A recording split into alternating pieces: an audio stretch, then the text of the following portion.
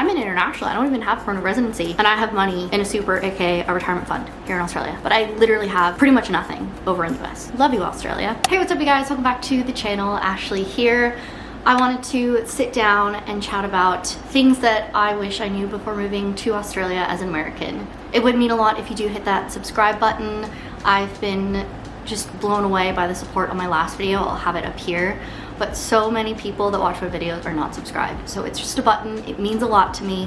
Click that, leave me a comment, and let's get into it. So things I wish I knew before moving to Australia as an American. So I first moved to Tasmania in the process of moving to Melbourne, which make sure you stick around if you want to learn a lot more about life in Tasmania, kind of moving interstate and differences between different parts of Australia. This first one is definitely not exclusive to Australia. I experienced this when I lived in New Zealand and even just traveling around different places of the world like Europe. So being from the US, often there are a lot of stereotypes where you just do get looked down upon, and I completely understand that this isn't like an exclusive thing to Americans.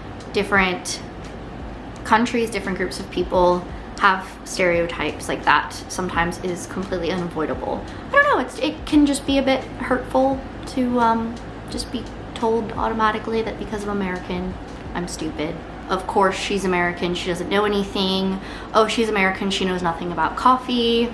Or I don't know what I'm talking about because of the political climate in the US. And yeah, there's so many lovely people that are American and that are so smart and are not dumb. So if you could be a bit more creative with your insults, that would be lovely. Thankfully, it doesn't happen a ton in Tasmania. Like, people are overall super welcoming and super lovely, but every once in a while I'm just like, like, I get that's where I'm from, and I'm very sorry to anyone that has ever had to deal with any sort of negative stereotypes, because they're not fun. And I know everyone's situation is different, and I totally have a lot of privilege in that, and I mean, this definitely is not the worst of the stereotypes in the world, but yeah, just think about what you say before you say it. Pretty please to people. Please be kinder. Yeah, especially those who have picked up their life and moved across the world alone because they wanted to start a new life. 2, banking is so much easier in Australia over America.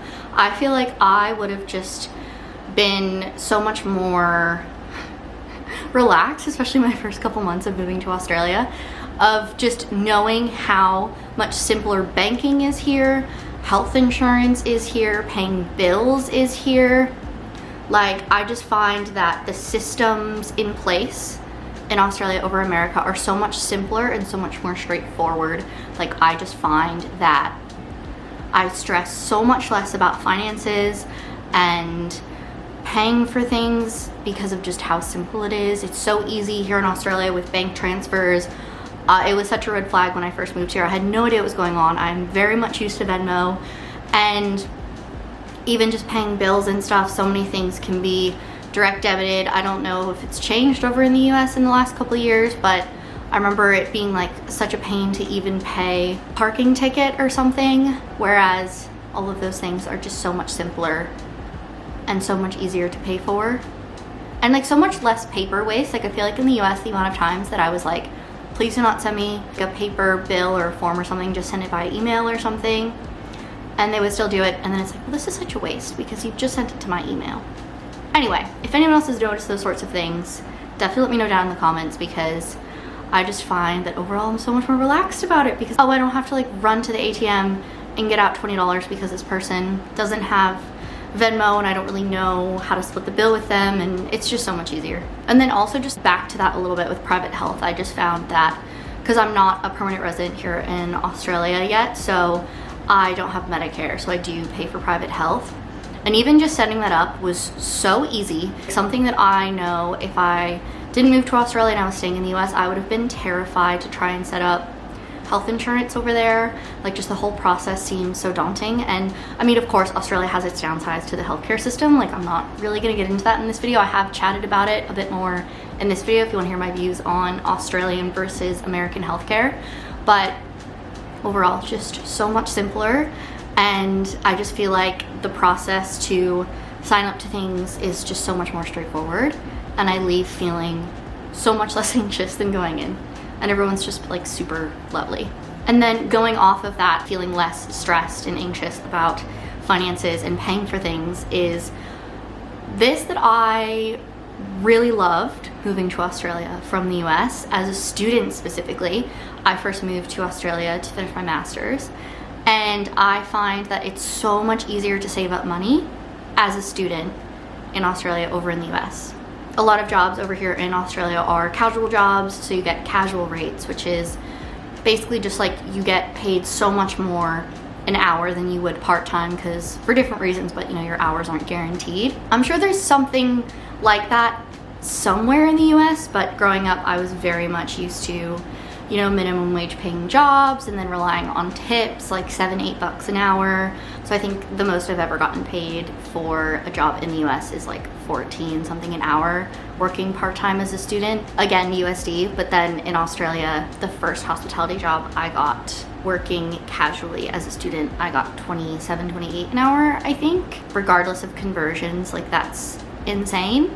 And I just felt, even working like anywhere between 6 and 12 hours a week, working casually in hospitality while finishing up my degree here in Australia, I still felt like so much less stress about money. I was like, okay, I have this for budgeting, and then I still have this to like spend on myself and pay for bills and stuff, and I just did not feel anywhere nearly as stressed. Whereas working part-time as a student in the US, I've felt like I was working like 20 plus hours a week while being a full-time student and getting paid. I mean, I think most of my jobs were like 10, 11 an hour, maybe 12 an hour. And then just getting the paycheck and feeling like you've literally worked so hard and you're barely paying for like your groceries that month or something. Obviously everyone's situation is so different, but just overall I find myself so much less stress about finances, whether when I was a student and working casually however many hours a week, and then all pretty much since then, all last year and up until now, working full-time. And yeah, just feeling a lot less stressed. This is just kind of a side tangent, but something else that I feel like if I knew before moving here is how good the supers are, the retirement funds. When I got my first casual job here in Australia, and I was making like however much, 27, 28 an hour, and those casual rates do depend on weekends. You get a lot more. I think it's like after 6 p.m. you get a lot more in Australia. But anyway, side note, on top of that rate, I was getting all of this money being put into a retirement fund. So I think I have absolutely $0 in a retirement fund in the US, maybe like some investing on the side. Whereas with my 2 years living here in Australia, obviously it's not an exorbitant amount of money, but it's better than nothing. After my first year looking at how much money gets automatically put into my super here, mind blown.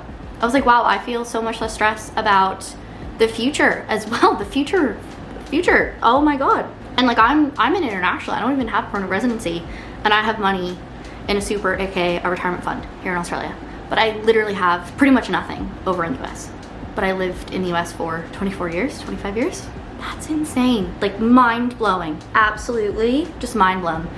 Wow, I don't think I've connected that in a while, and that was a lot to work through together, so thank you so much. Also, let me know, I don't really know how it is with retirement funds or supers in different countries. I don't know if that's like a Commonwealth thing where a lot of other countries like Canada or the UK or New Zealand have similar things. I have no idea. Please educate me in the comments. So I don't know what number we're on at this point, but the next one. Life is overall a lot less hectic over here than in the US.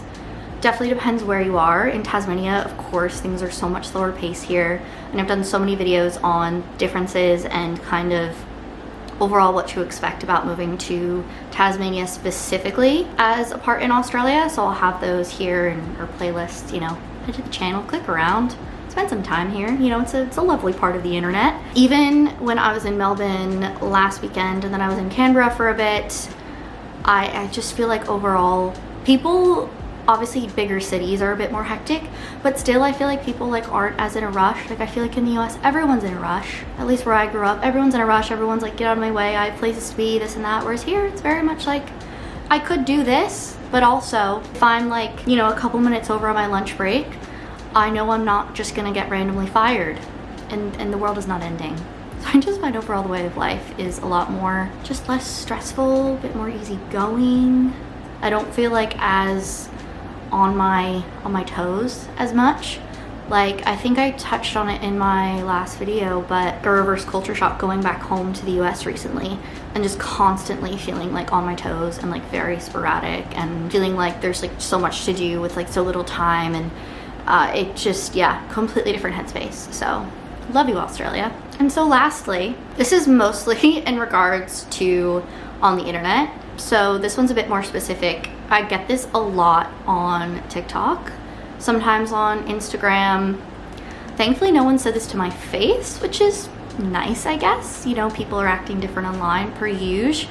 But the amount of times that I've said something like remotely, not necessarily negative, but just remotely not overly positive, whether it's about Australia or Tasmania specifically, is a lot of the times people's automatic response is, okay, well then if you don't like it, just go home to your home country. Like, we don't want you here anyway, just go home. And it's like, okay, well, like, calm down. I can love where I live and still have criticisms. Like, I can love living in Australia. I can love feeling less stressed about money and less stressed about wages and loving how overall more laid back way of life is, but not exactly love the healthcare system. That's completely acceptable to have an opinion. And I think also, because I've had this explained to me in other ways about how protective, I don't know if it's just here in Australia, but how protective Australians are of their country and their way of life, which is totally fair. I'm not here to yuck your yums. I don't think I've ever said that. I'm so sorry. So yeah, I'm not here to come for anyone. Maybe in the US it's a bit more acceptable to kind of just voice your opinions a bit more loudly, whereas here in Australia, that's not always the case. Sometimes it is, sometimes it isn't. Definitely depends where you are. This is also me just like putting things together and figure out things in my head. So if this is making zero sense, I apologize. But I guess just don't tell people to just go back home to their home country, pretty please, because I love my life here, and I know so many people that have moved internationally to Australia and do love it, but also we are entitled to our opinions. And I would very much like to stay here, pretty please. Awesome. Well, thank you guys so much for watching. Let me know in the comments if you've realized any of these things, or if you're an American who's moved to Australia or has moved to a different country and is still trying to navigate life, because it's been 2 years and sometimes I still feel like, what am I doing? Subscribe if you want more of this. I had a lot of fun, and thank you guys, and I will catch you guys next time.